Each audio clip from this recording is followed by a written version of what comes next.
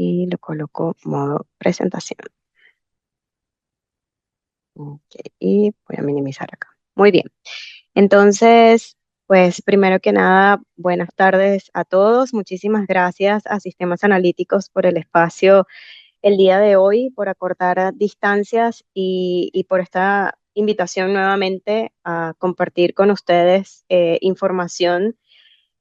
Básicamente el día de hoy sobre biomarcadores para lo que es el traumatismo cráneoencefálico. Y pues muchos de ustedes se preguntarán, voy a hablar de traumatismo cráneoencefálico y qué hace Spider-Man en pantalla, ¿no? Yo creo que pues algunos, siempre en la audiencia hay algún fanático de Marvel y seguramente pues todos a la expectativa porque el año que viene pues viene una nueva película de la saga, pero el día de hoy digamos que ese no es el tema, sino que Tom Holland está aquí en pantalla porque hace unos pocos meses Tom Holland sufrió una caída grabando su nueva película de Spider-Man y pues el incidente, esa caída que él sufrió durante esa grabación le provocó una conmoción cerebral. Esa conmoción cerebral leve, pues fue evaluada, lo mandó al hospital, fue evaluada por los médicos y los médicos le ordenaron a él que pues debía guardar reposo, ¿no? Y él, como siempre, muy gracioso, él dijo que pues durante esa grabación, al parecer, su sentido arácnido pues estaba defectuoso y por eso pues ocurrió esa caída, ¿no? Entonces, fíjense cómo, posterior a esa evaluación que hicieron los médicos de este incidente que sufrió Tom Holland, le ordenaron inmediatamente que debía guardar reposo, que debía descansar durante varios días debido a esa conmoción cerebral leve. Aunque fue una conmoción cerebral leve, pues él tuvo que tomarse unos días para descansar. Y cuando hablamos de una conmoción cerebral leve, seguramente dentro de la audiencia que tenemos el día de hoy, debe haber alguna persona que haya sufrido un choque leve, que haya sufrido algún tipo de caída, etcétera. Y fíjense que aunque esto no nos ocasione secuelas, digamos, al instante, pues a largo plazo se ha demostrado que estas conmociones cerebrales, aunque sean leves, pueden ocasionar algunas consecuencias desde el punto de vista de concentración de las personas, la habilidad para volverse a reincorporar a su rutina, bien sea de trabajo o en su casa, etcétera. Y es por esto que a través de muchos años de investigación surgieron lo que son los biomarcadores para traumatismo cráneoencefálico. Es decir, llegó ese biomarcador para que el laboratorio ahora sí pueda decir algo. Por muchos años, la evaluación del traumatismo cráneoencefálico pues vino dada o venía dada de acuerdo a los eh, algoritmos o a las guías médicas y clínicas que se tenían hasta hace poco, eran básicamente la observación de cómo se encontraba pues ese paciente y lo que es la tomografía, que es un estudio imagenológico donde se evalúa la integridad. Y básicamente en las tomografías lo que busca el médico es si existe algún tipo de sangrado. ¿Ok? Pero más allá de eso, la tomografía no va a revelar si hubo algún tipo de daño a nivel del parénquima cerebral. Y es por esto que ahora, como laboratorio, sí tenemos algo que decir. Ahora el laboratorio tiene algo que decir gracias a lo que son los biomarcadores para traumatismo craneoencefálico. Entonces, el día de hoy les voy a hablar un poco cómo se integran estos biomarcadores dentro de lo que es la práctica clínica en la medicina de emergencia y la nueva clasificación de traumatismo cráneoencefálico, donde se incluyen los biomarcadores dentro de la práctica clínica. Un poco para dar contexto, lo que es la definición, hasta hace unos meses atrás, la definición de lesión cerebral traumática se definía como una alteración en la función cerebral o cualquier otra evidencia de patología cerebral causada por una fuerza externa. Cuando desglosamos este concepto en sus dos principales partes, pues se puede hablar de la alteración de la función cerebral definida por estos signos críticos, ¿no? Como cualquier periodo de pérdida o disminución de la conciencia, cualquier pérdida de memoria de eventos inmediatamente anteriores, ¿ok? déficits neurológicos como debilidad, pérdida de equilibrio, cambio en la visión, problemas para hablar, afasia, etcétera, o cualquier alteración del estado mental. Cuando hablamos, vemos la segunda parte de este concepto, que es acerca de la patología, la evidencia de la patología cerebral. Dicha evidencia podía incluir una confirmación visual del golpe que presentaba el paciente a nivel de la cabeza o una confirmación desde el punto de vista neuroradiológico con la tomografía. ¿Ok? Entonces, fíjense cómo estas dos partes acompañaban lo que era la evaluación de los pacientes hasta hace unos pocos meses atrás. ¿Cuáles son las causas predominantes de los traumatismos craneoencefálicos? Ustedes lo van a ver allí con las siglas de TBI, por sus siglas en inglés, ¿ok? Pero TBI lo que significa es traumatismo craneoencefálico, y las principales causas vienen dadas por casi la mitad por las caídas, ¿ok? Casi el 50% viene dado por lo que son caídas accidentales, luego le siguen accidentes automovilísticos, golpes en la cabeza, violencia física o agresión, y los principales casos o este orden podría diferir de acuerdo al grupo de edad o a la región geográfica donde se encuentra este paciente. ¿Okay? Generalmente nosotros asociamos los traumatismos craneoencefálicos con los deportes, deportes de contacto, boxeo, fútbol, rugby, etcétera. Sin embargo, vemos que este porcentaje es muy pequeño versus a las principales causas, que son las caídas o los accidentes automovilísticos o de tránsito. ¿Por qué una compañía como Abbott y otras compañías también en el mundo investigan sobre biomarcadores para lesión cerebral traumática?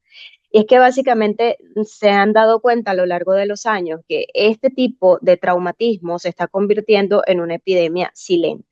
Casi 70 millones de personas en todo el mundo sufren un traumatismo craneoencefálico cada año, y las cifras están aumentando en todos los grupos de edad, independientemente del nivel de ingreso que tengan los países. Nada más en lo que es la Unión Europea, 2.5 millones de casos de traumatismos craneoencefálicos al año, y esto es estimado, ¿ok? Y yo diría que subestimado. Y en Estados Unidos, 3.5 millones de casos de TBI al año. Y podrían decir, Sonimar, porque tú dices que son subestimados. Pues básicamente porque si nosotros nos caemos o tenemos un choque leve y nos damos un golpe leve en la cabeza, probablemente no ni siquiera lleguemos al área de emergencia de una institución o de un hospital, ¿ok? Entonces, por eso es que es muy difícil contabilizar de una forma exacta cuántos son los traumatismos craneoencefálicos leves que se producen en el año. ¿Ok? Las tasas más altas de traumatismo craneoencefálico se observan en los adultos mayores, mayores a 75 años por las caídas, en pacientes muy jóvenes o los niños entre 0 y 4 años, pues están aprendiendo su coordinación motriz, es muy frecuente o son muy frecuentes las caídas, y los adultos jóvenes entre 15 a 24 años, que es cuando nos creemos invencibles y creemos pues que nada nos puede pasar en la vida, ¿no? Entonces, el impacto de los traumatismos craneoencefálicos realmente hoy en día es el principal contribuyente a lo que es muerte y discapacidad a nivel de cuando vemos las lesiones relacionadas con trauma. ¿Okay? Hay una discapacidad a largo plazo de estos pacientes y que no está bien informada porque no hay un registro óptimo sobre este tipo de pacientes, un registro y un seguimiento óptimo para este tipo de pacientes. Sin embargo, los pocos estudios que hay informan que hay un deterioro cognitivo en hasta el 50% de estos pacientes en los siguientes 13 años posterior a la lesión. ¿Ok? Por lo tanto, este tipo de traumatismos también puede aumentar el riesgo a desarrollar demencia neurodegenerativa similar a lo que es el Alzheimer en la edad adulta. Si lo vemos desde el punto de vista de costos para los sistemas de salud, que ya sabemos que están bajo una presión muy grande al día de hoy, pues esto influye en lo que son los costos médicos directos, lo que conllevan tratamiento, rehabilitación y cuidado de ese paciente, así como costos indirectos, como años perdidos por discapacidad, quizás en pacientes que tienen una edad óptima para trabajar, y sin contar también la inversión de tiempo que implica tener a cuidadores, ¿no? Entonces se dice que entre 2009 y 2010, un estudio que se hizo, entre los costos totales estimados en la Unión Europea eran alrededor de 33 mil millones de euros al año, y en Estados Unidos hasta 221 mil millones de dólares por año. ¿Okay?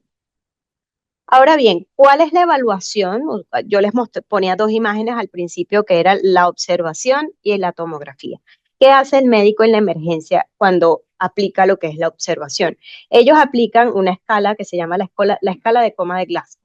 ¿Ok? La escala de coma de Glasgow, en primer lugar, no fue creada para evaluar a los pacientes con traumatismo craneoencefálico, pero fíjense que no había otra herramienta con la cual medir de alguna manera la capacidad de ese paciente o la situación en la que se encontraba ese paciente posterior al traumatismo. Y como la escala de coma de Glasgow evalúa respuesta respuesta verbal o respuesta motora, dependiendo de esa respuesta, se asigna una puntuación y luego se totaliza. Y dependiendo de ese valor total en esa escala de Glasgow, el traumatismo craneoencefálico era clasificado como traumatismo leve, moderado o severo. El traumatismo leve es aquel que obtiene una escala de coma de Glasgow entre 13 y 15. ¿Okay? Esos son los traumatismos craneoencefálicos de tipo leve y es donde nos vamos a concentrar el día de hoy. Sin embargo, digamos que esta clasificación basado solo en la escala de coma de Glasgow no convencía mucho a las sociedades médicas a nivel mundial y ellos seguían buscando herramientas que les pudieran servir a ellos y ser mucho más objetivos en la clasificación de ese traumatismo craneoencefálico. Entonces, ¿qué tenemos acá? Aparte de la escala de coma de Glasgow, con los años vinieron nuevas recomendaciones y nuevas guías donde incluían lo que eran las imágenes cerebrales, si el paciente había tenido pérdida del conocimiento, si tenía algún estado mental alterado, algún tipo de amnesia postraumática. Y dependiendo de esos resultados, no solo de la escala de coma de Glasgow, se clasificaba al paciente con una TBI leve, moderada, severa o grave. ¿Ok? ¿Qué pasa con esta clasificación o con esta evaluación? Fíjense que no es tan simple como mirar el paciente, asignarle una puntuación de Glasgow, ver si la tomografía está normal o anormal, porque muchas veces lo que sucede o lo que se ha visto en las áreas de emergencia es que hasta el 56% de los traumatismos craneoencefálicos leves no se diagnosticaron. Y no se diagnosticaron no porque el médico sea malo o que el médico esté haciendo una mala práctica. Es sencillamente que las herramientas con las cuales se contaban hasta el día de hoy no eran lo suficiente o no daban la información suficiente para que el médico pudiese diagnosticar este tipo de traumatismo craneoencefálico. Entonces, esto se dio pues principalmente porque a pesar de que los pacientes informaron hallazgos consistentes con un diagnóstico de TBI, cuando fueron entrevistados, pues tenían una escala de coma de Glasgow de 15, una escala de coma de 15 perfecta y una tomografía normal, por lo tanto, el paciente pues era dado de alta. Entonces, digamos que por esas razones, pues muchos de esos traumatismos craneoencefálicos leves no se diagnosticaron. Ahora bien, TRACK-TBI es un consorcio de investigación que se encuentra en los Estados Unidos, que se dedica a todo lo que es la investigación de traumatismos craneoencefálicos. Y ellos hicieron una evaluación en 991 pacientes con escala de coma de Glasgow 15, perfecta, una tomografía o un CT scan negativo, y ellos hicieron seguimiento a estos pacientes durante 2 semanas y durante 6 meses. Hicieron el seguimiento a 751 pacientes durante 2 semanas y 659 pacientes durante los 6 meses. ¿Qué resultados obtuvieron ellos? A las 2 semanas, 73% de esos pacientes tenían una recuperación incompleta.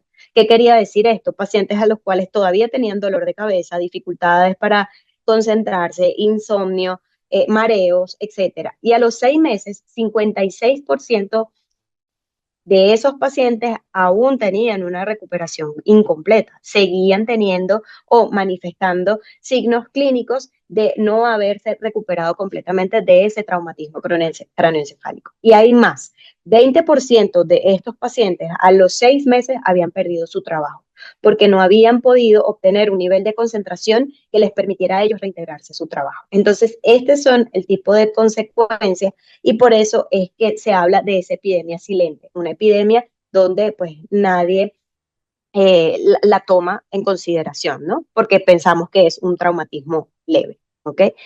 TRACK-TBI también en el 2019 hizo una evaluación de 1.375 pacientes, 450 pacientes con una tomografía, con un traumatismo, una tomografía negativa, perdón, y 120 de ellos, de esos pacientes, tenía una resonancia magnética positiva, es decir, aunque no habían tenido hallazgos en la tomografía, la resonancia magnética sí había evidenciado que había algún tipo de daño en posterior a esos traumatismos craneoencefálicos.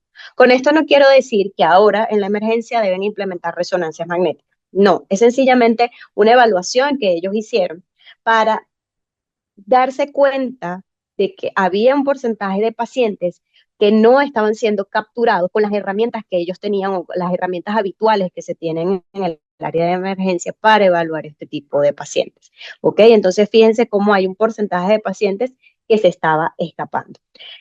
Debido a toda esta investigación, en mayo del año pasado fue publicado, o sea, fue lanzado en enero de 2024 y ahora en mayo del 2025 el Colegio Americano adoptó también esta nomenclatura, que es la nueva caracterización de lo que es un traumatismo cráneoencefálico. Y entonces la nueva nomenclatura incluye lo que es la evaluación clínica, porque eso jamás va a desaparecer. El criterio clínico del médico siempre va a ser lo más importante y el que va a conducir, digamos, la evolución de ese paciente. Los biomarcadores, que es una nueva herramienta con la cual los médicos ahora van a poder tener una mayor información y así poder tomar una decisión basados en o más informados. Las imágenes no se van a ir a ningún lado, la imagen va a seguir allí y también los modificadores. ¿Qué quieren decir? Digamos que los dos nuevos serían los biomarcadores y los modificadores. Los modificadores lo que quiere decir es la condición demográfica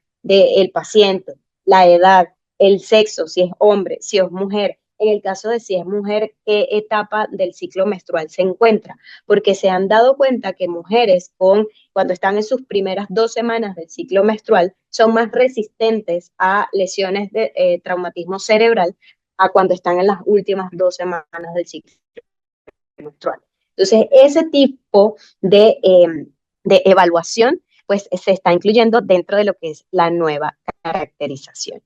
Ahora bien, ¿de qué se tratan los nuevos biomarcadores cerebrales? Básicamente, y a lo largo de muchos años, alrededor de 20 años, ha habido investigación sobre los biomarcadores cerebrales. Y después de muchas evaluaciones, y esto es una pequeña lista de los biomarcadores que fueron evaluados, porque fueron muchísimos más, se llegó a la conclusión de que UCHL1, que es la ubiquitina C-terminal hidrolasa, ¿okay? Que es un componente de la neurona como tal, y GFAP, que es la proteína acídica fibrilar glial, que está presente en las células gliales, son los dos biomarcadores que pueden dar una información específicos y son mucho más sensibles para identificar algún tipo de traumatismo craneoencefálico, así sea leve. ¿Ok? ¿Por qué? Fíjense que acá hay una serie de biomarcadores también, hay muchos que están asociados a lo que es biomarcadores agudos, otros de tipo subagudo y otros biomarcadores que son de tipo crónico, ya para lo que son enfermedades neurodegenerativas. Pero un traumatismo craneoencefálico pues nos va a llevar a lo que es la etapa aguda. Y fíjense cómo la línea negra, que va a estar, donde va a estar representado UCHL1, y la línea rojita punteada, que es donde está representado GFAP, inmediatamente que ocurre la injuria, el daño o el traumatismo, ellos se elevan muy rápido en sangre a los minutos, ¿ok? Y ellos van a permanecer elevados por algún tiempo adicional, ¿ok? GFAP permanece más tiempo elevado versus UCHL1 y es por esto que estos dos biomarcadores resultan ser complementarios para la evaluación de este tipo de pacientes.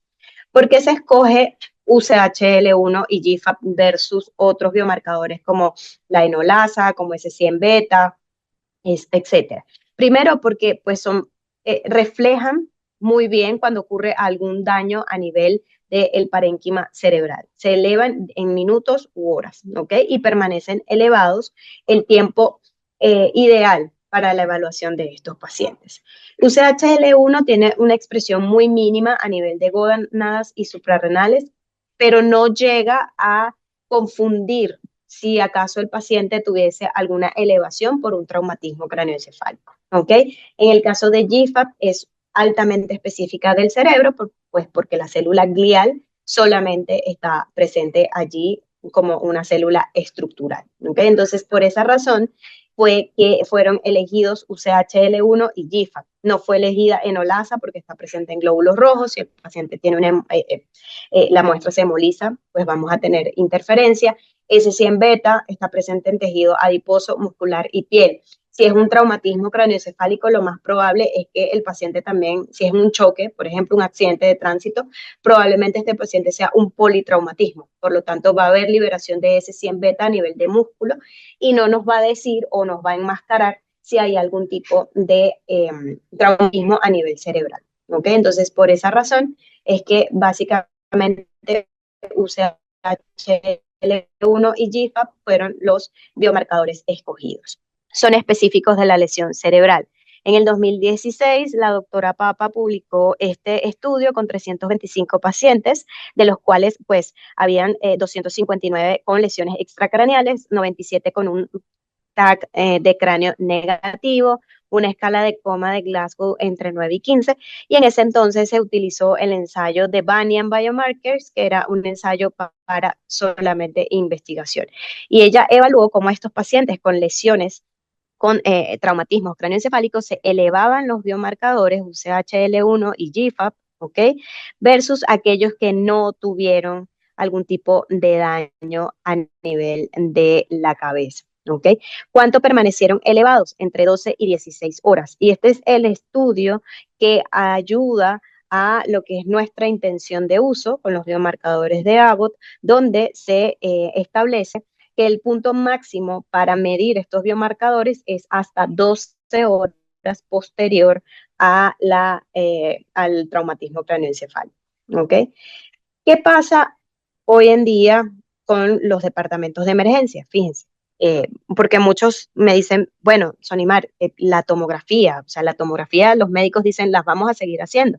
Y sí, la van a seguir haciendo. Pero miren esto, 4.8 millones, esto fue un estudio realizado entre 2009 y 2010, 4.8 millones de casos con sospechas de TBI, de los cuales, a los cuales 3.9 millones se les hizo una tomografía de cabeza. Adivinen cuánto fue el porcentaje de pacientes que tuvieron anomalías en esa tomografía. ¿Ok? Nada más y nada menos. ¿Qué? 9%. ¿Ok? Tenía anormalidades en la TAC, de los cuales, entonces, menos de 1% requirió intervención. Ahí me faltó colocarles eso.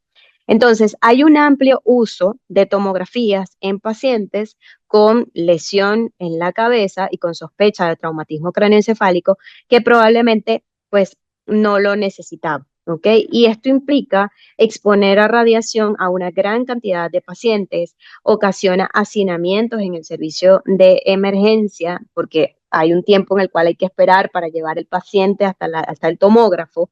Problemas y disponibilidad del tomógrafo, la mayoría de las instituciones cuenta con uno, a veces dos, en el mejor de los casos tienen hasta tres. Yo he visitado hospitales donde tienen tres tomógrafos y no me van a creer, la semana anterior a mi visita se habían dañado los tres tomógrafos, ¿ok? Entonces esto pone en aprietos a los médicos de emergencia y todo lo que implica el costo de la tomografía y el personal de radiología. Quiero que quede muy claro, no estamos diciendo que los biomarcadores van a sustituir a la tomografía. Es sencillamente una herramienta más que van a tener los médicos en el área de emergencia y que le van a permitir a ellos hacer un rule-in, rule-out, como se hace en el caso de los infartos al miocardio, un rule-in, rule-out mucho más rápido de estos pacientes y cuidar o ingresar a los pacientes que realmente lo ameritan. ¿Ok? Entonces, para recordar, GIFA es una proteína estructural, viene de la célula glial, es casi exclusiva de los astrocitos, por eso es altamente específica.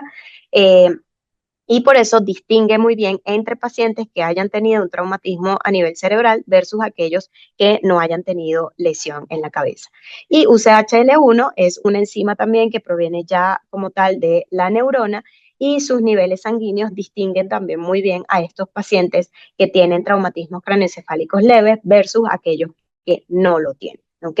Alert TBI es otro consorcio de investigación y ellos publicaron este año este estudio donde evaluaron 1.899 pacientes con traumatismos craneoencefálicos leves, escala de coma de Glasgow entre 13 y 15 y las muestras las tomaron hasta 12 horas después del trauma.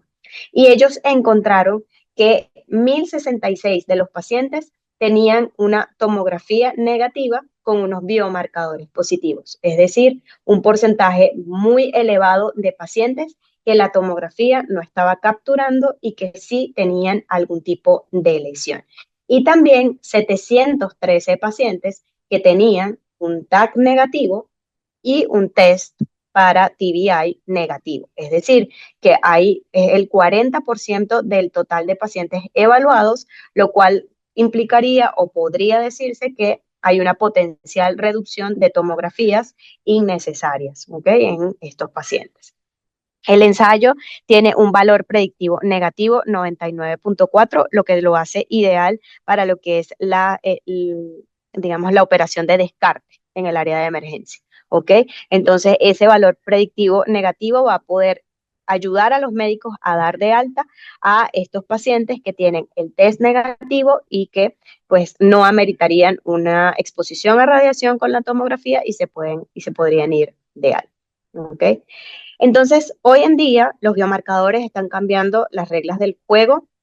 La combinación de estos dos biomarcadores pues va a ayudar a los médicos a determinar si el paciente necesita una tomografía. Es decir, aquellos que tengan resultado positivo va a ser un paciente que va a ir a la tomografía. Y luego de que el médico tenga todo el panorama, pues él tomará la decisión de si ingresarlo o darlo de alta y hacer un seguimiento a ese paciente con pues algunas recomendaciones. Entonces, el ensayo, como les mencioné, tiene un valor predictivo de 99.4%, una sensibilidad clínica del 96.7% y un potencial de reducción de tomografías innecesarias, ¿ok? Y el tiempo del resultado es de 18 minutos. 18 minutos, hago la aclaratoria desde el momento en que se coloca el tubo en el instrumento, ¿ok? Porque sabemos que hay un proceso preanalítico importante que se debe cumplir para que este tipo de muestras llegue prontamente a los laboratorios. Es un tipo de muestra que debe ser tratado cuando se ordena una troponina, ¿ok? En este tipo de pacientes. La implementación de la prueba, esto es un esquema sumamente sencillo, no es tan simple, pero a grandes rasgos sería el paciente llega al departamento de emergencia y hay una sospecha, ¿ok? La simple sospecha de que haya habido un traumatismo craneoencefálico leve puede ser indicación para el médico para que se haga la toma de la muestra dentro de esas primeras 12 horas después de la lesión. Se procesa la muestra, se hace la prueba, una vez que ingresa al instrumento, el resultado es reportado en 18 minutos y los resultados se pueden reportar de dos formas. Se puede decir prueba positiva o prueba negativa, o se puede reportar el valor obtenido, ya que debe ser comparado con un punto de corte. ¿Ok? Estos valores se van a comparar con un punto de corte. Si está por encima del cutoff, es un resultado positivo. Si está por debajo del cutoff, es un resultado negativo. ¿Ok? También es importante mencionar que la concentración de los biomarcadores es directamente proporcional al daño. Es decir, a mayor daño va a haber una mayor concentración de estos biomarcadores en sangre. Por lo tanto, el impacto que estamos viendo con la implementación de esta prueba eh, está cambiando, como les dije, las reglas del juego, está cambiando las guías clínicas en los diferentes países. Es más que una prueba porque lo que buscamos es que el médico pues tenga confianza en un resultado que es objetivo, ya no proviene de lo que es la observación. Es un ensayo que tiene una alta sensibilidad para detectar esos biomarcadores sanguíneos de lesión cerebral y así los médicos van a poder predecir estas ausencias intracraneales en pacientes y poderles dar de alta con una mayor seguridad. Está optimizando el cuidado de los pacientes, está optimizando los recursos que se utilizan en las emergencias, porque sabemos que, de hecho, una de las presiones que tienen nuestros sistemas de salud es la disponibilidad de recursos. Y no digo de recursos solamente eh, económicos o financieros, sino de recursos humanos, ¿ok? Cada vez es difícil encontrar la cantidad suficiente de ese recurso humano para que pueda cubrir esos puestos tan importantes como lo son el área de emergencia. Y también se protege a los pacientes de procedimientos costosos que los exponen a radiaciones innecesarias. Por lo tanto, con esto, el uso o implementación de estos biomarcadores hace que la sala de emergencia sea mucho más eficiente, brinde una mejor experiencia a los pacientes, a las familias, y así los médicos pues van a evaluar con una mayor precisión esa ausencia de lesiones intracraneales. Como les digo, pues nada de lo que está al día de hoy va a desaparecer. El paciente llega al área de emergencia, es evaluado con la escala de coma de Glasgow y si se clasifica como un traumatismo craneoencefálico leve, entonces se ordenaría la prueba y dependiendo de la prueba y la interpretación, si está positivo, el paciente iría a un CT scan, a la tomografía, y si está negativo, pues va a consideración del clínico si lo admite, si lo deja en observación algunas horas o si lo da de alta. ¿Okay? ¿Qué está pasando en el mundo con los guías y consensos? Estos ensayos fueron lanzados en el 2022, estas pruebas principalmente en Europa, donde ya la Sociedad Francesa de Medicina de Emergencia el mismo año 2022 eh, incluyó dentro de sus recomendaciones el uso de los biomarcadores para la evaluación de este tipo de pacientes. La Sociedad Española de Medicina de Urgencias y Emergencia en el 2023 lanzó su consenso de manejo de pacientes con traumatismo craneoencefálico, no solamente avalado por la Sociedad de Urgencias, sino ellos escribieron este consenso junto con lo que fue medicina de laboratorio, enfermería, imagenología, neurología. ¿Ok? Entre todos escribieron este consenso y el año que viene ya van a lanzar la primera actualización de este consenso.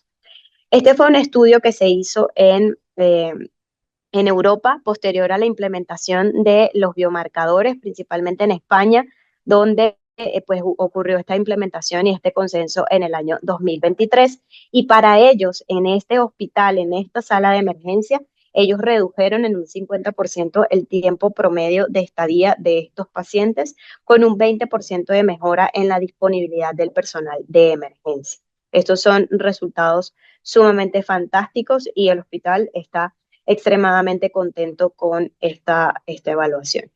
Este año fue lanzado también lo que son las recomendaciones por parte del CDC de Atlanta, las recomendaciones para el manejo y seguimiento de los pacientes con traumatismos craneoencefálicos e incluso no solamente guías para los médicos, sino también guías para los pacientes con recomendaciones de si ellos presentan alguna sintomatología, volver nuevamente a su médico para que fuese reevaluado, etcétera, ¿no?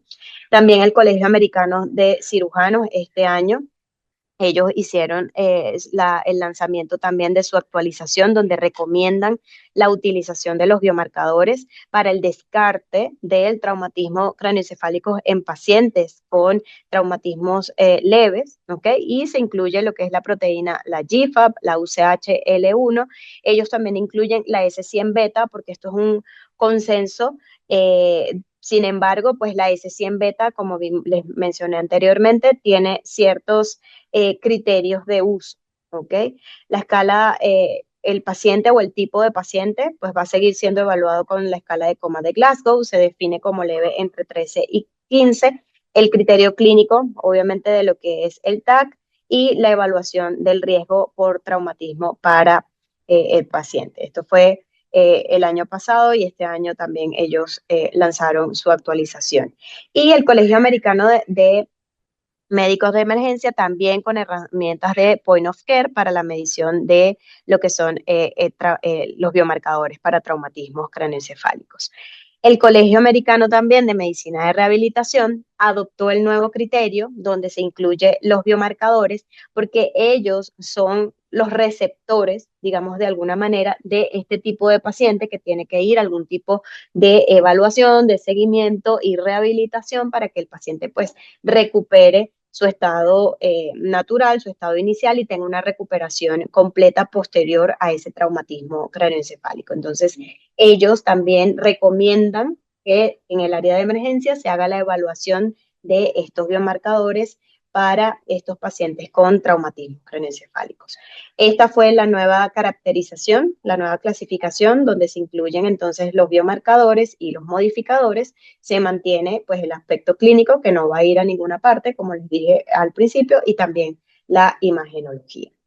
¿Qué está pasando en Latinoamérica? Porque Sonimar es muy bonito, Francia, Europa, Alemania, Italia, escribiendo consensos. ¿Qué pasa en Latinoamérica?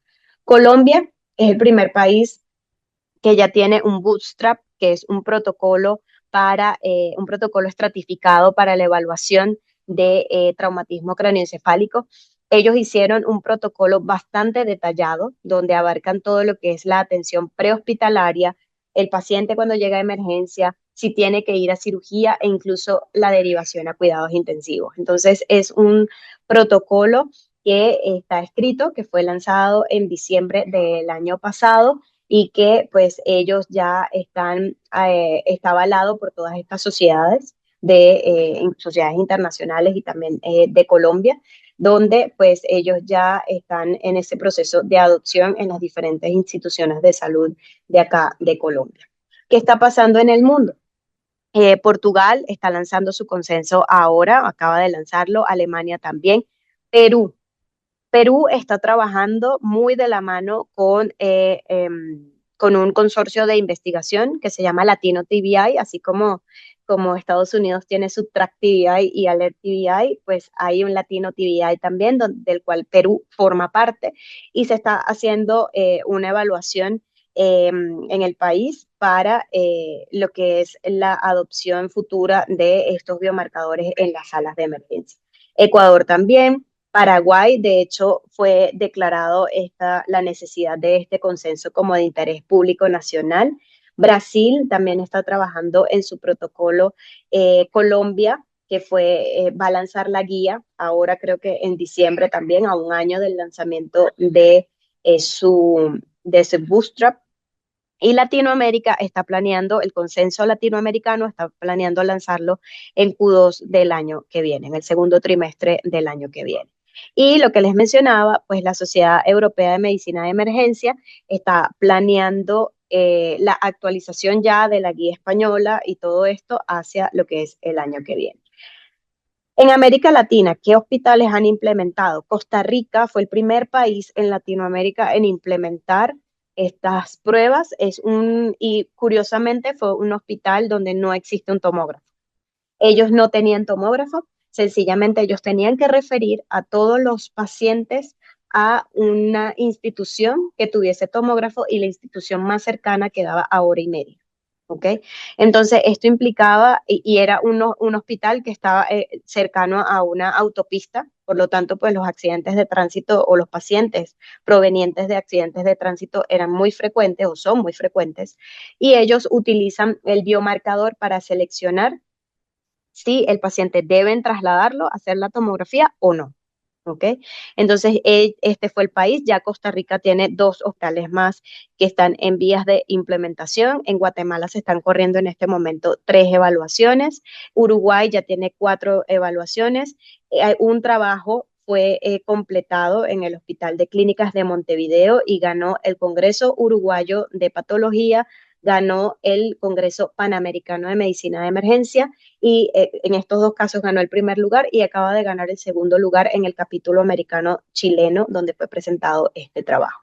República Dominicana está corriendo una evaluación, Perú también en el Hospital Carrión, Ecuador una evaluación, Paraguay también, Argentina lleva 2 evaluaciones y Colombia está con una evaluación ya final para lo que es el lanzamiento de su protocolo. Entonces, hasta hoy, hasta este momento, pues seguimos trabajando muy de la mano con médicos de emergencia, con neurólogos y por supuesto con los laboratorios clínicos para lo que es la implementación de estos biomarcadores.